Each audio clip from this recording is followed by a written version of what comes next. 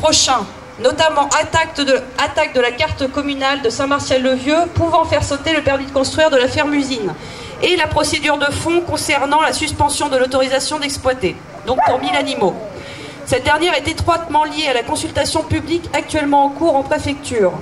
En effet, grâce à cette décision de justice que nous avons obtenue en juillet 2016, nous avons bloqué la structure à 400 animaux, et encore parce que les actionnaires ont contourné la décision du tribunal, qui normalement suspendait toute activité pendant la durée du jugement de fond.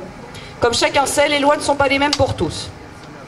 La structure n'étant bien entendu pas rentable à 400 animaux, et c'était le but, il fallait trouver une solution d'urgence pour en entasser au moins le double. Et les actionnaires ont été un peu aidés en cela par M. Valls et Mme Royal. Ces derniers ont signé un décret en décembre 2016 permettant aux fermes-usines à bovins de tourner à 800 animaux sans étude d'impact ni enquête publique.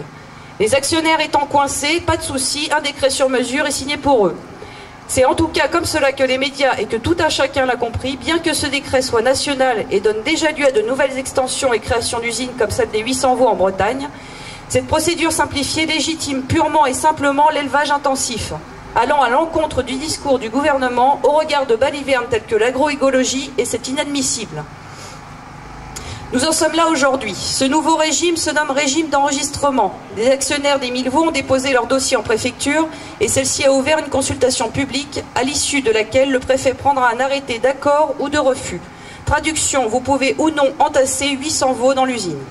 C'est donc une porte ouverte pour le préfet pour se tirer de ce mauvais pas qui l'a poussé en 2016 à engager sa responsabilité en faveur des actionnaires en refusant de reconnaître la caducité de l'autorisation d'exploiter. Mais pas de chance, le tribunal administratif de Limoges et le Conseil d'État nous ont donné raison.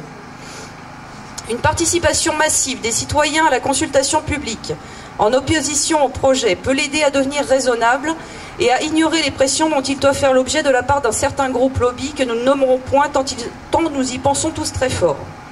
En tous les cas, si toutefois Monsieur le Préfet s'entêtait à ne pas entendre la voix de la majorité, les participations nombreuses nous aideront grandement dans la future attaque juridique que nous lui réservons. C'est pour cette raison que la consultation publique est une étape cruciale à ne pas louper. Pour cette raison que nous remuons les terres depuis le 20 novembre afin que tout le Limousin et les militants de France entière soient au courant et participent. Parce qu'à l'issue du 18 décembre, nous voulons voir un arrêté de refus d'entasser 800 veaux. C'est la bataille finale et nous comptons bien la remporter.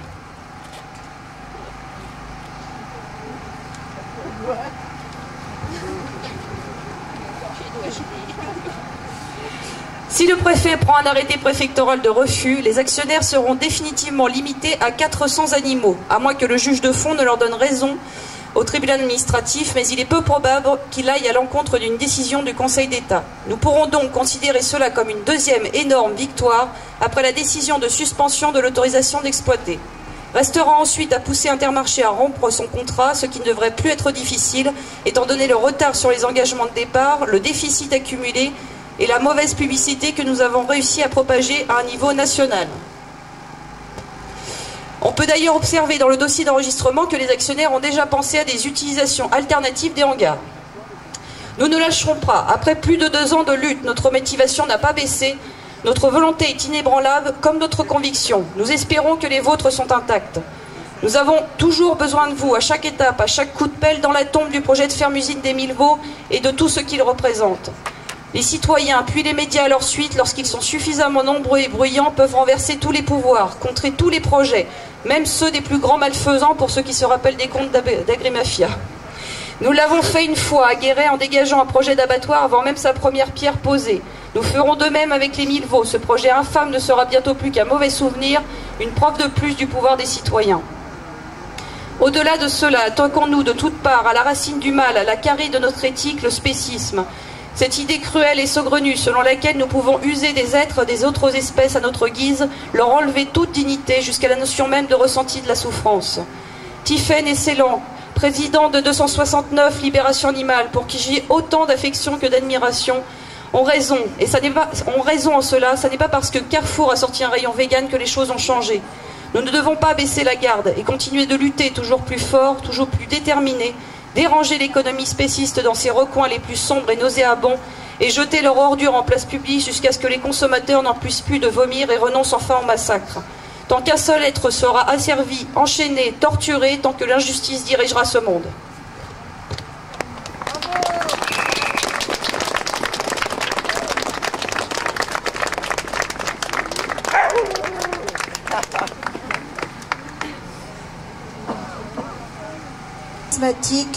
Qui sait fédérer les citoyens et les militants à la cause de l'anti-corrida.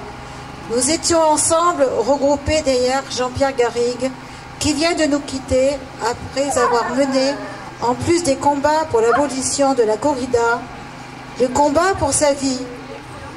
Il va nous manquer, mais à chaque manifestation ou action militante, il sera toujours présent, à nous voir de là où il est. Il restera de Jean-Pierre ce que les taureaux ont perdu aujourd'hui dans leurs plus ardents défenseurs. Il restera de Jean-Pierre ce qu'il a semé et édifié pour atteindre le but de sa vie, de sa lutte, l'abolition. Personne ne lâchera et nous l'aurons cette abolition. Nous l'aurons en son nom et pour les taureaux pour qui il a tout donné. Jean-Pierre sera pour toujours près de nous, dans nos pensées et dans nos cœurs. Merci à lui également pour toute son humanité. L'abolition s'en portera le nom de Jean-Pierre Garrigue, que nous n'oublierons pas, et je vous demande de le saluer. Nous avons fait un hommage spécifique pour lui aujourd'hui. Merci.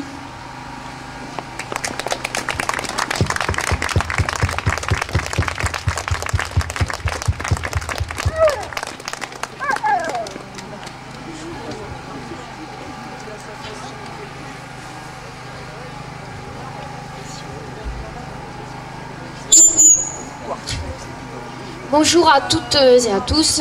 On est venu aujourd'hui pour soutenir Aurore qui mène avec toute son équipe un travail formidable ici dans une région où c'est pas facile pourtant. Elle a un activisme offensif contre l'industrie spéciste, contre l'État aussi qui la soutient.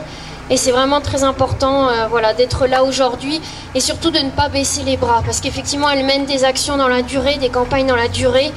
Et c'est compliqué de rassembler du monde, voilà, quand ça se passe comme ça. Mais elle y croit et elle y arrivera. Et voilà, on est ici pour la soutenir. Donc merci à vous d'être là pour elle, pour sa campagne et bien évidemment pour les animaux. Merci beaucoup.